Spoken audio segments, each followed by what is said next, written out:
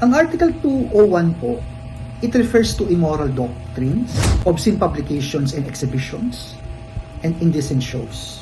Okay? At ayon nga si demanda, ito ay pinalala pa dahil gumamit ng internet or ng information technology sa pagpapakalat ng panoorin. Sa madaling salita, ang ikinaso kay Vice ay pagpapakita o pagpapalaganap ng malaswang panoorin sa paggamit at sa paggamit pa ng information technology. Bilang abogado po, ako ay naniniwala na hindi nilabag ni Vice at Ayon ang nasabing batas.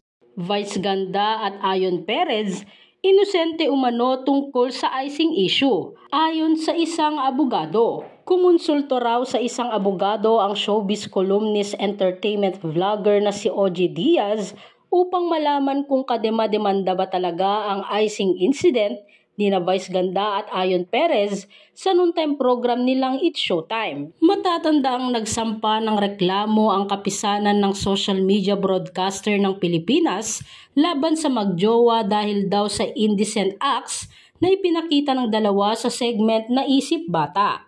Kaya nais malaman ni OG kung may basis bang legal ito at pwedeng gumulong bilang kaso.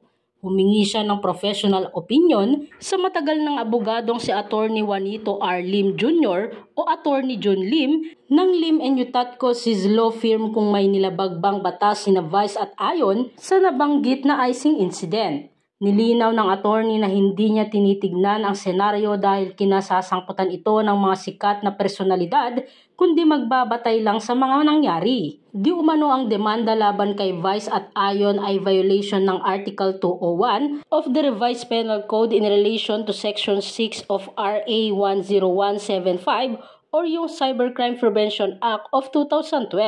Ano ba ito? Ang Article 201 po, it refers to immoral doctrines, obscene publications and executions, and indecent show. At ayon sa demanda, ito ay pinalala pa dahil gumamit ng internet o information technology sa pagpapakalat ng panoorin ito. Sa madaling salita, ang ikinaso kay Vice ay pagpapakita o pagpapalaganap ng malaswang panoorin sa paggamit at paggagamit pa ng information technology. Bilang abogado raw, naniniwala si Attorney Lim na hindi nilabag ng magjowa ang nabanggit na batas.